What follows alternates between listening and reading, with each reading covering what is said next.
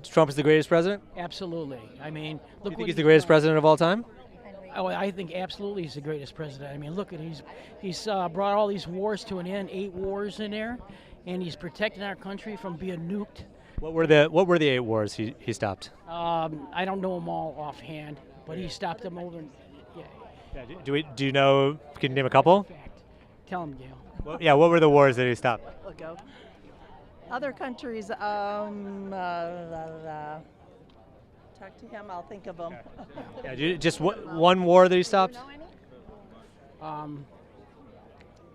can't think of one now. Yeah. He says it. Yeah. But he is. But we can't name one. All right. Thank you. Well, there you have it. In a continuous stream of BS.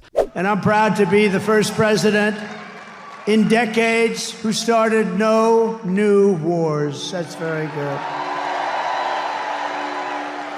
No new wars. Instead, I brought our troops back home. He formed a team of loyalists. They'd help chart a different direction than the one he'd promised. They parrot the president's talking points, but don't care to fact-check a single thing that comes out of his mouth. I could care less about health care. I haven't had health care in 20 years. I could care less about it. You haven't had health care in 20 years? No. I don't go to the doctor. You just don't go to the doctor? And I'm 62 years old. I'm just fine. But would you like to go to the doctor if you had it for free? No, I wouldn't want it for free. You wouldn't want free health care? No. If I got it, I'd want to pay for it. But why? Why wouldn't? Because I don't want nothing for free. What kind of world does people get shit for free? That's just ignorant. Well, there's, you pay taxes into a system. Nobody deserves anything for free. Nobody deserves anything for free? Nobody deserves anything for free. What about public libraries, roads? That isn't from the government. If it was from the government, no, we shouldn't have it. No, that's from the government. The roads are from the government. The government should do the roads. That isn't free. We're paying taxes for it. Right. Well, you could pay taxes for health care. Well, I don't want to. The irony of calling someone else ignorant after stating this is breathtaking. According to KFF.org, by 2000, health expenditures reached about $1.4 trillion, and in 2023, the amount spent on health care tripled to $4.9 trillion. In the first year of COVID, health spending accelerated by 10.4%, even as the use of healthcare dropped. In addition, by 2023, out-of-pocket spending reached $1,514 per person. Oh, and what did the cultists say about dear leader having a third term? If he just decided to run, said, I don't care about the Constitution, would you still vote for him? I can't imagine him saying that. Okay. You think he'd try and go through the process and rewrite the rules? We'll see. He put on a hat that said Trump 2028. What are your thoughts? Do you want him to run in 2028? If he's got the strength and the gumption to do it, and legally it can be done. It can't be done legally. Well, we'll see. I believe Eric. It is against the Constitution. I believe Eric.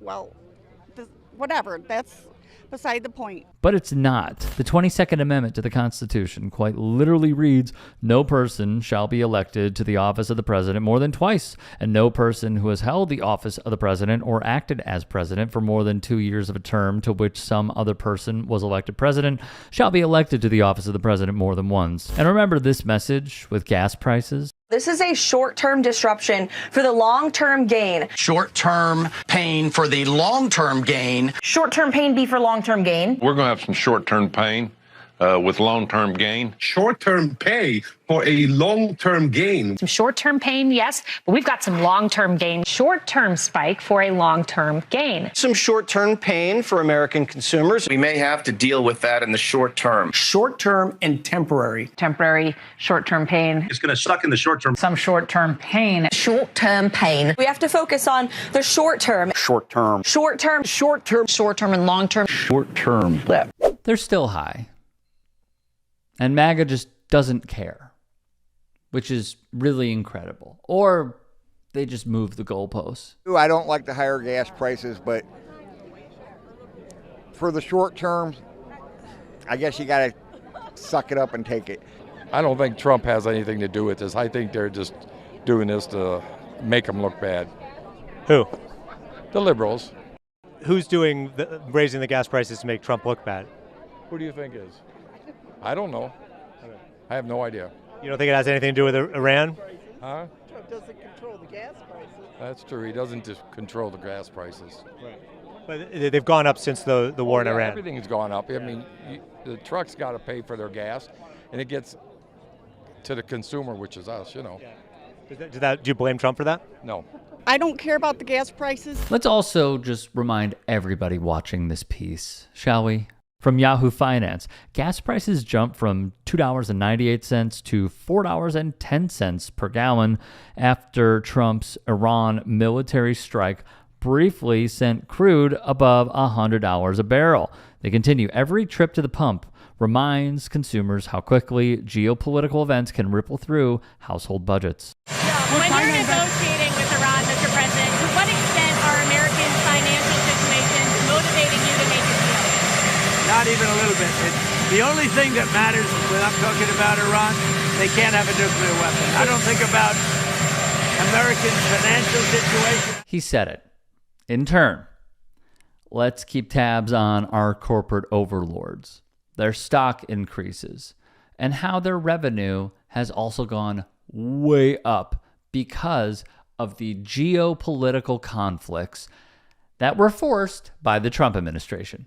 Wrote Newsweek, ExxonMobil posted $14.5 billion in profit for the 3 months, which ended on June 30th, more than double the comparable period last year. Chevron's net income, meanwhile, came in 380% higher than the same quarter last year, which was $12.1 billion.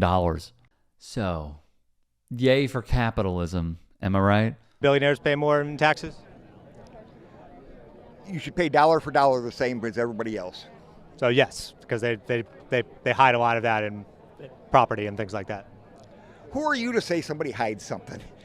You're ridiculous. It's true. A lot of billionaires do that. So they might, but are you a billionaire? No. Are you hiding money? No. Well, then you should shut up about it. But you shouldn't be. If that's basically robbing from everyone else if the billionaires aren't paying taxes. If you can prove they're not paying taxes, prove it. But until then, don't say a word about it.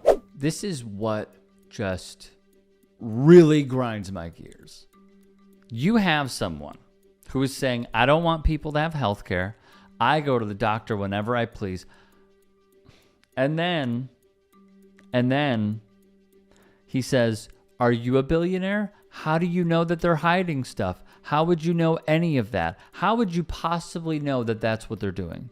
My guy, all it takes is one Google search from a smartphone that you have.